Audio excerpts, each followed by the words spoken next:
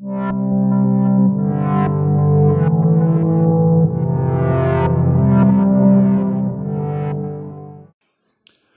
the full-time whistle has just gone here at the City Calling Stadium. Longford Town have beaten Drogheda by 3-0 in their first home game of the season. And I'm delighted to say my Between the Stripes LOI podcast co-host Jon Brier joins me here on Between the Stripes TV for our League of Ireland review show. John, we will speak about the game we've watched in a few minutes, but let's start in the Premier Division. We'll go to Turner's Cross first. Scoreless draw. So, were you surprised by that result? I was a little bit, yeah, because we were worried about Derry being a bit flaky away from home, but any team going to Turner's Cross and getting a point, they're going to be happy with that, yeah. I think it's a sign of Cork City's problems. Obviously, they've brought in a couple of lone strikers. They don't have the goals of Sadlier there this season. Cummins just hasn't caught fire. So no. Is there a problem at the top end of the pitch for Cork this season? Well, I think so, and it's going to take a while for bringing in loan players, and it's, you know, they're hit and miss, but it's going to take a while for it to settle down there, and yeah, I just don't see that they've got the strength in front of goals that they've had in previous season. I'm thinking Shorty Maguire and the likes. I can't see where they've got another one of those. Yeah, I think the crowd was only over 2,500 as well, so a big drop in attendance is there. That's a bit of a concern for Cork. But we'll move along to the UCD Bowl, and UCD getting off the mark, their first point of the season, 1-1 at home to St. Pat's. Yeah, Mikey Drennan is on fire. He got the opener, didn't he? Could be an outside bet for the Golden Boot. Yeah, we were talking about that on the show earlier this week, weren't we?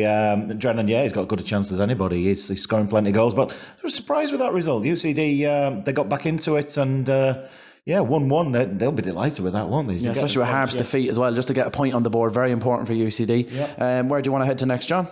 0-0, Waterford against Bows.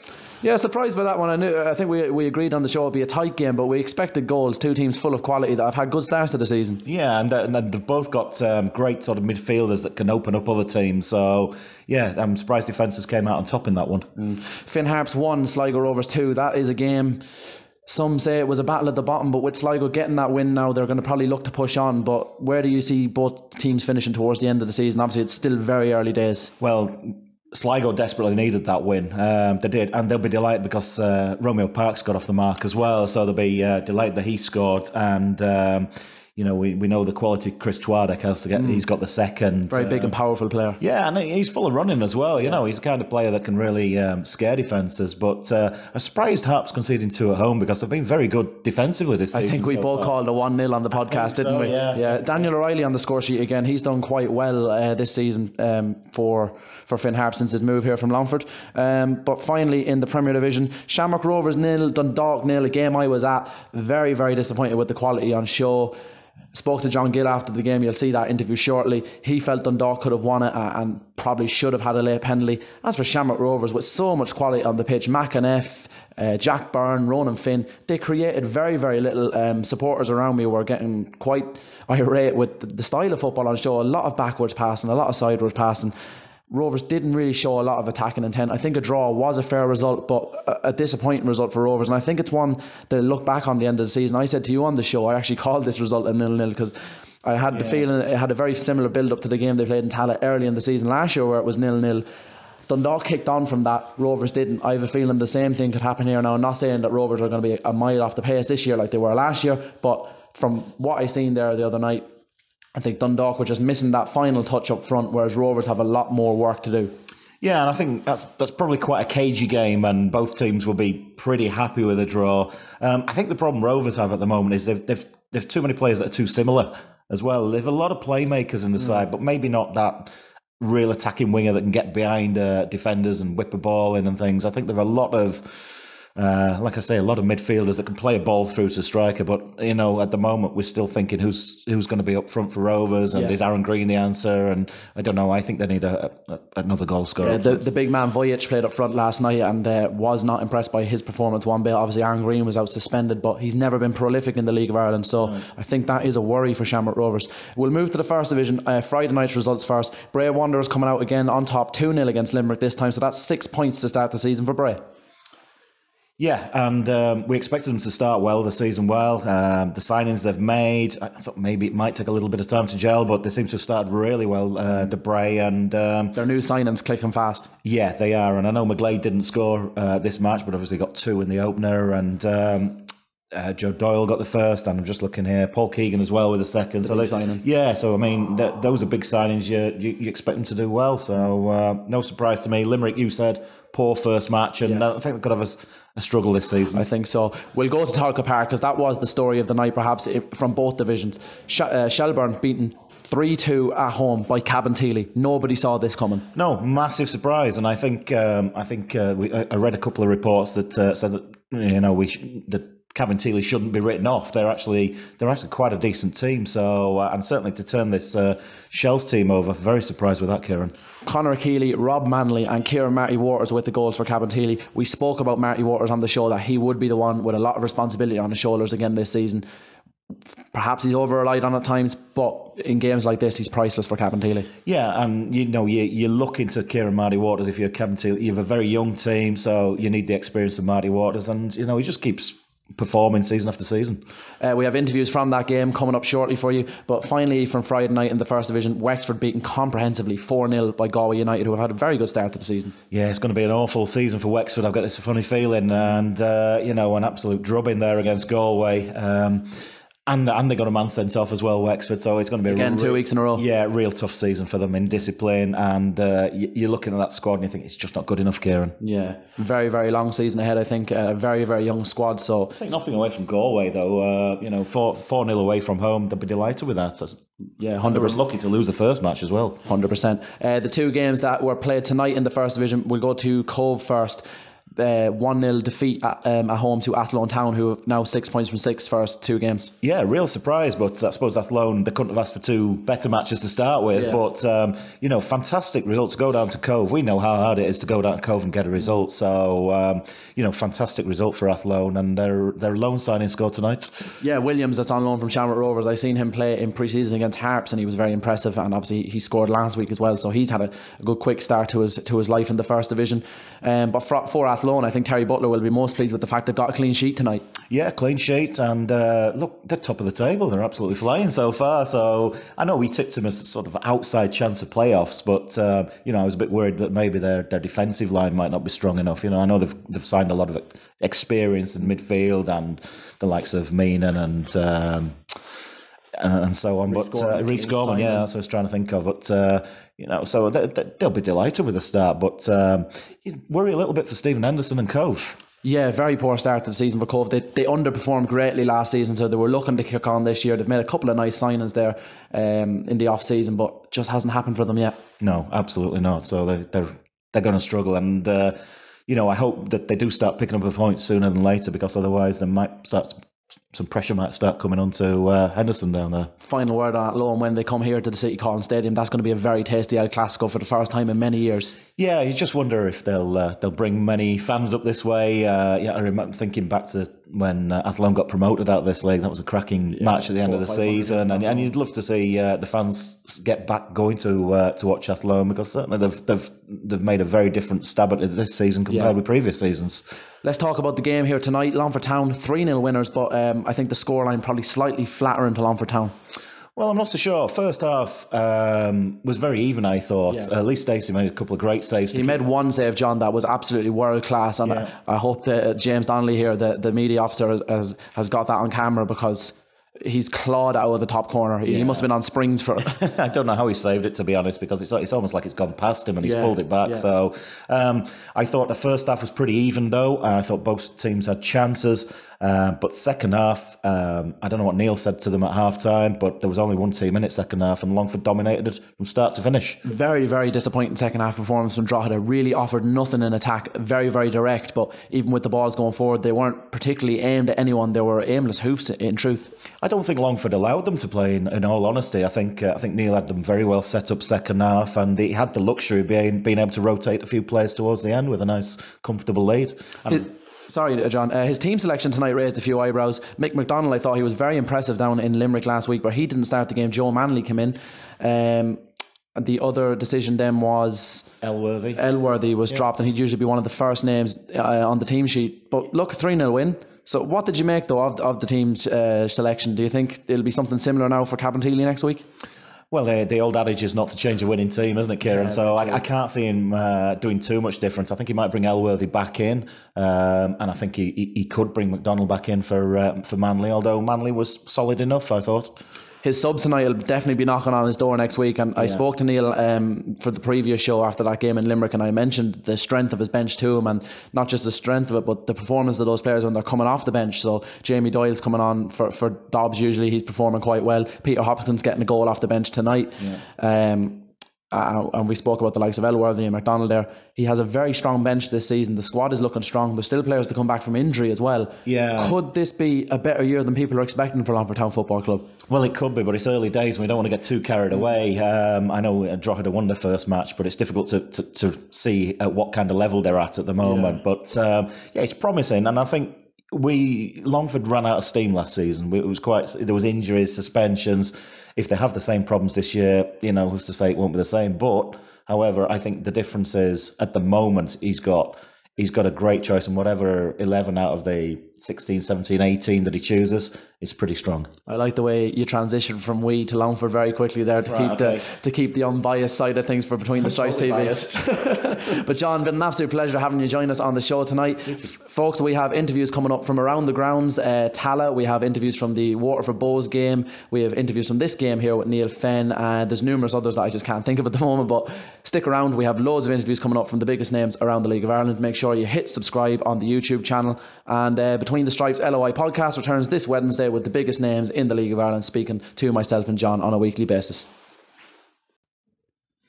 Longford Town manager Neale Fenn joins me at the City Calling Stadium. A fantastic 3-0 win to start the first home game of the season for Longford. It's their first home win, Neale, since 2013. I know obviously that's before your time, but still a nice stat to get out of the way. Yeah, I heard that today. So that had no bearing on what we were thinking going into it. We just wanted to get a win, our first home game of the season, like you say, and a good result in front of a good crowd against a good team.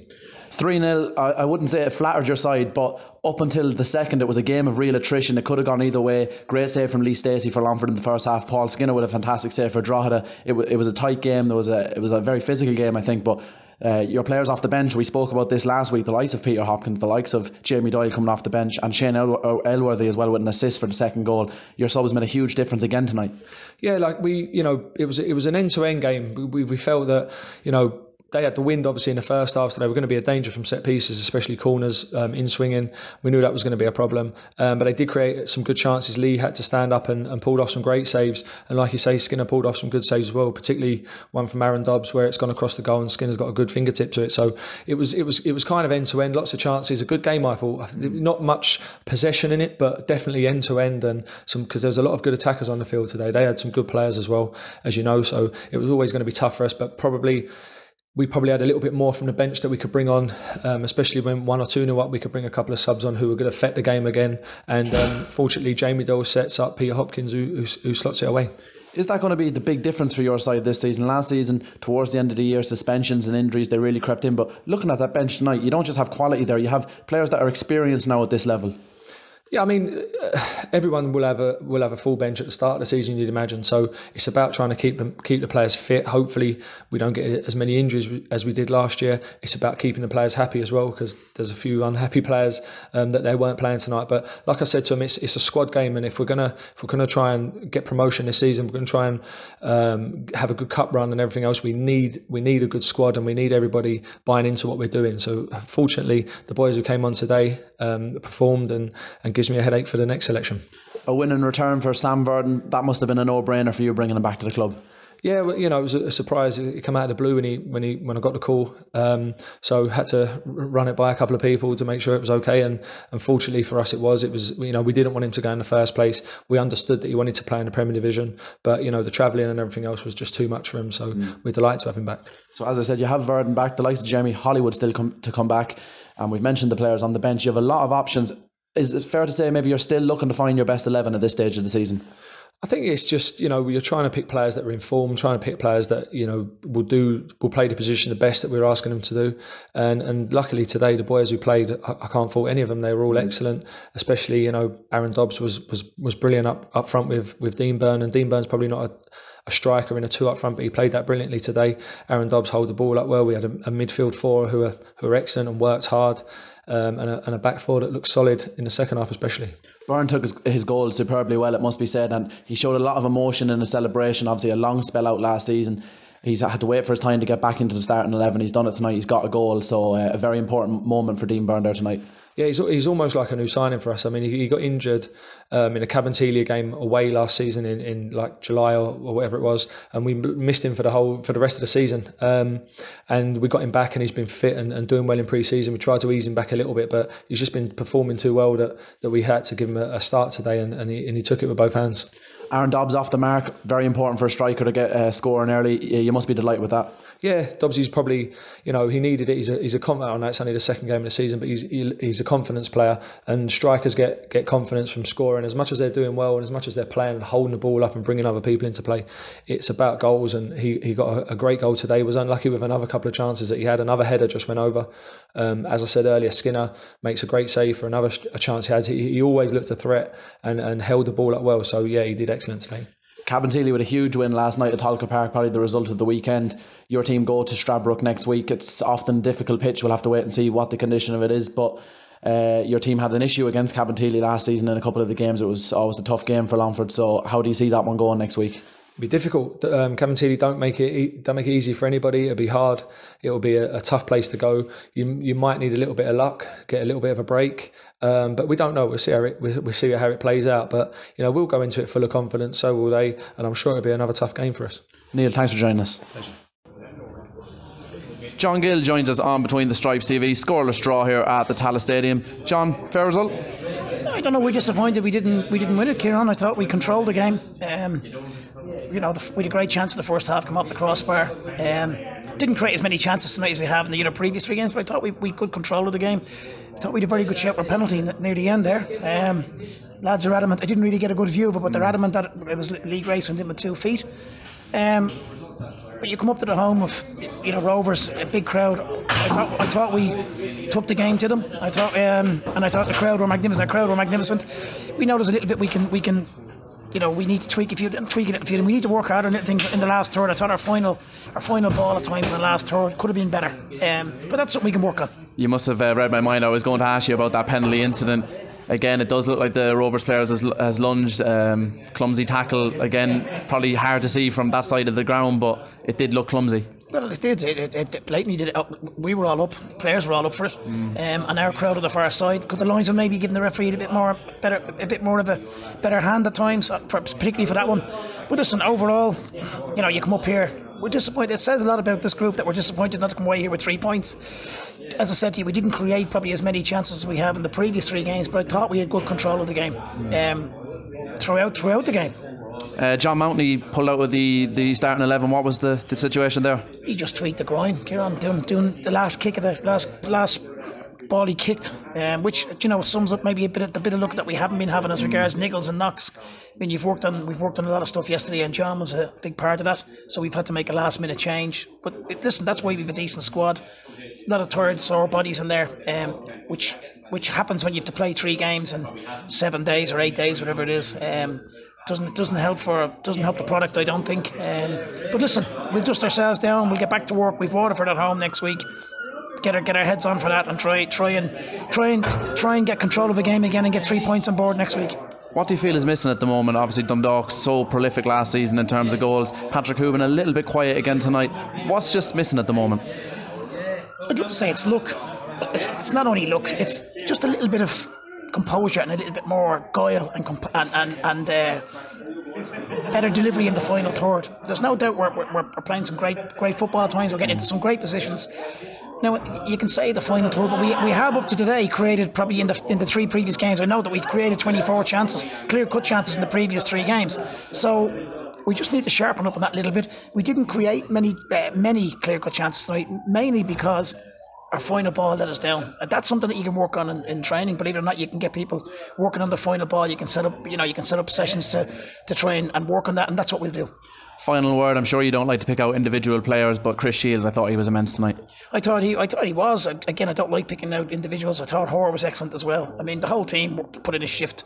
Difficult place to come, but a great place to come with the new stand. Yeah. You know what? It sets the benchmark for other facilities around the country. Well said, John. Thanks very much for joining us. Gary Rogers joins us on Between the Stripes TV, a scoreless draw at the Tallaght Stadium. Gary, thoughts on the game? I suppose, look, we're disappointed not to win the game. I think we had a couple of chances, maybe not clear-cut chances. I felt at the end maybe we had a good claim for a penalty, but look, it wasn't to be.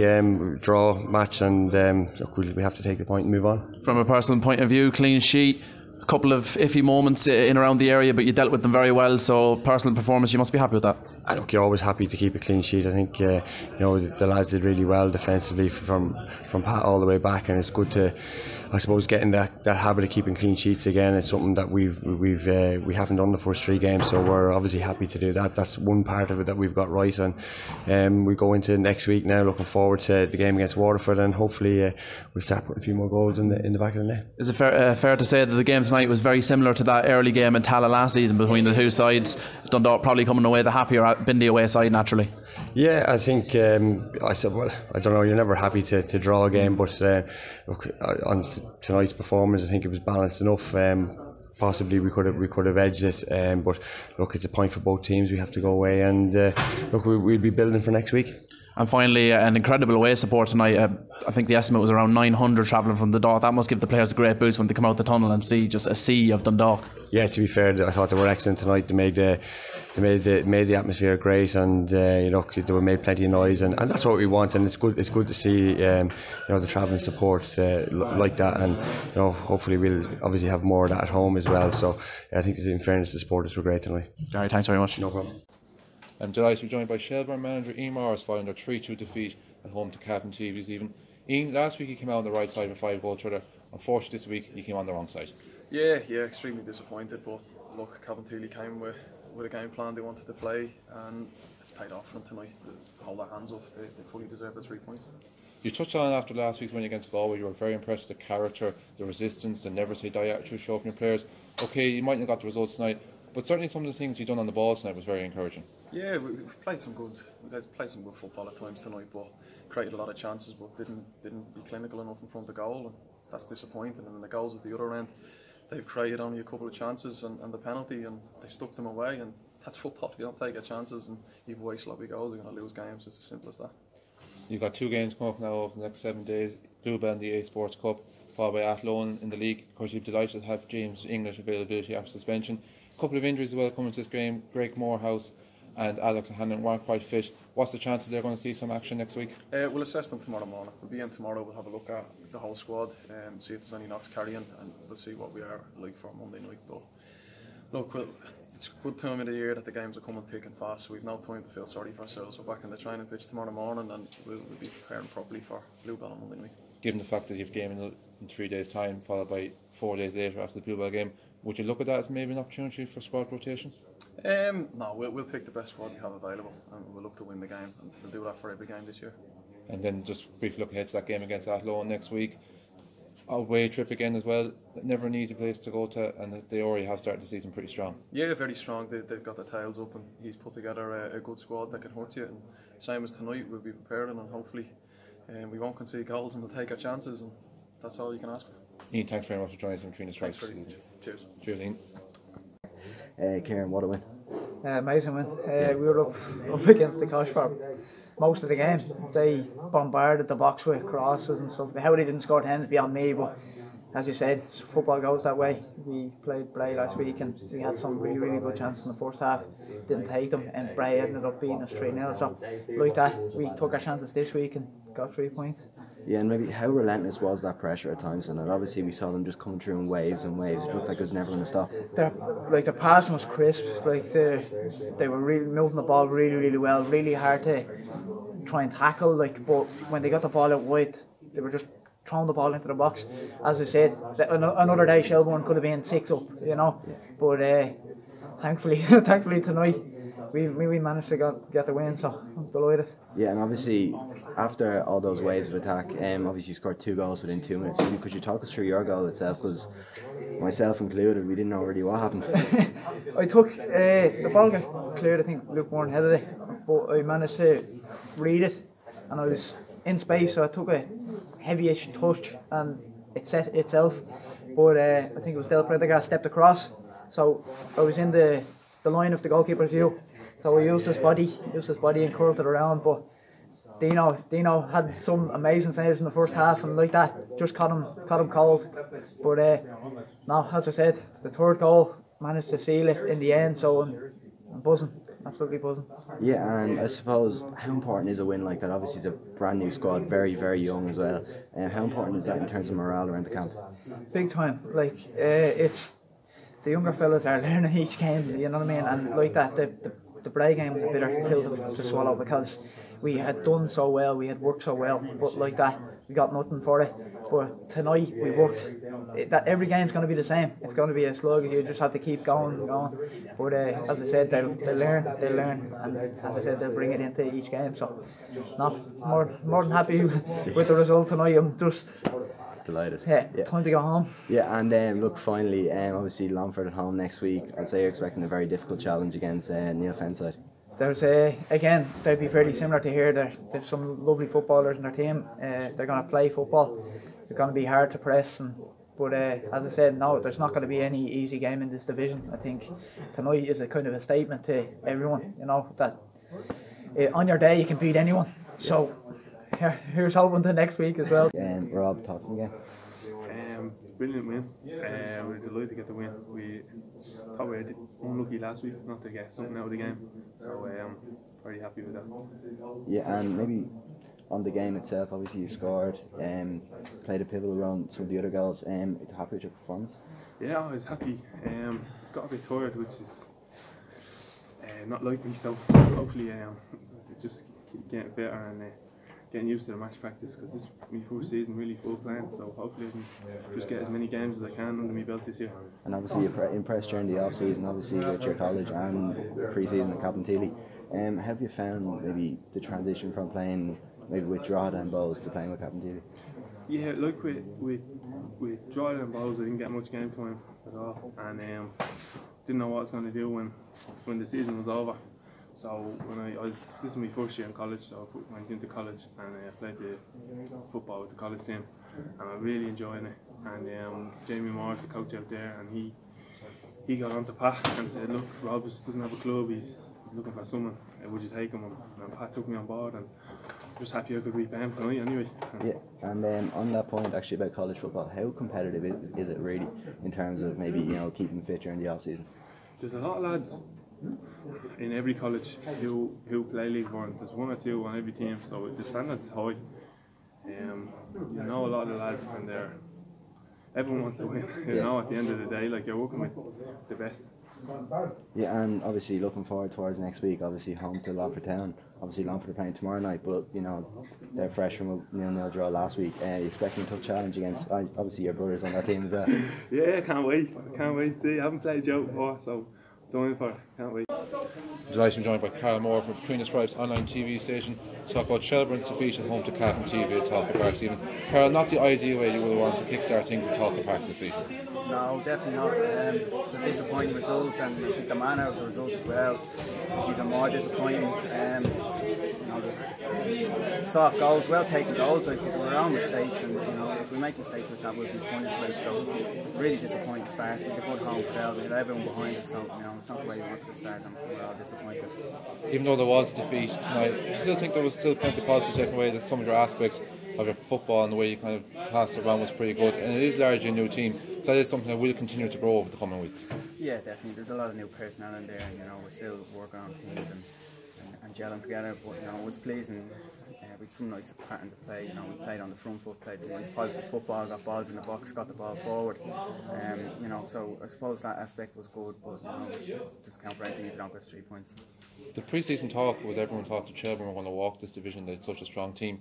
That obviously is going to feed into players a little bit. Do you think that is an unhealthy thing to be hearing before a ball is even kicked? No, but that's just other people talking. Like, it's not us. We know there's hard work to be done. Like, there's 27 games, 81 points to play for, like, and no team's going to be a pushover at all, like, no team at all. I mean, like, we were favourites tonight, you know, we got turned over, so we know if we're not on it, if we drop 5%, like, the league's a lot stronger than it was last year, and certainly going to be no teams running away with it, so if we drop 5%, we'll be punished.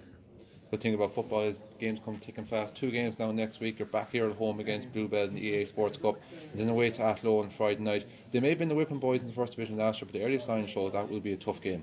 Yeah, like I said, they're all tough games now. Like, the league's certainly a lot stronger as a whole. Athlone, you know, they got their first win last week against Wexford, and you know, they're showing some good players. And there's positive news around the club, you know, with the new pitch, etc. So they're on the up, like, you know. So like I said, we need to be at it, because if we're not, we'll be turned over. Karl, thanks very much for joining us on Between the Stripes LOI TV station this evening. No problem. Cheers, thanks. I'm delighted to Watford FC manager Alan Reynolds. Alan, a tough game today, but a very hard earned, well point at the end of the day. Yeah, well, look, I think you're playing 3 games in 7 days early in the season. You know, mentally we've got to be strong and try and come through it and dig out a result. Tough first half, I'd say they shaded the first half, but I think second half we got on top, and I felt if there was anyone going to win it, but ourselves we were finishing strong. So look, I'd say, you know, it was even tonight, and I suppose the draw's a fair result. It's been, obviously, you've had to integrate a lot of new players into the squad, Alan. How do you think they've settled in now with 4 games gone into the season? Well, I wouldn't feel we've settled yet. You know, I think it's going to take us another few weeks, you know, putting a whole new team together. Like, I'm looking at that team that played today, and just 2 or 3 that, you know, played last year. So that's where we're at. But you know, there's no excuses. We know we need time to settle in, and as it goes on, we'll get better. That's for sure. And any update on the fitness of Kevin Lynch? Will he be ready for next week? Yeah, you know, I'd be surprised if he's not available for next week. Hopefully, we'll have a full squad go to Dundalk. Right, thanks very much, Alan. Cheers. Thank you. I'm delighted to be joined by Keith Long, Bulls manager. Very tough game this evening, Keith, but are you happy with the point in the end? Yeah, I think we have to be. It's been a tough week. Obviously, we had the derby on Monday, quick turnaround tonight, you know, away to Waterford, tough place to come.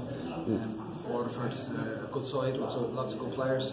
You know, the crowd get right behind them here in the RSC. So yeah, I'm pleased with the point, because we had to dig in and fight a little bit in the second half, which I think is important for us too. Do you feel you should have had a goal there in the second half, a disallowed goal?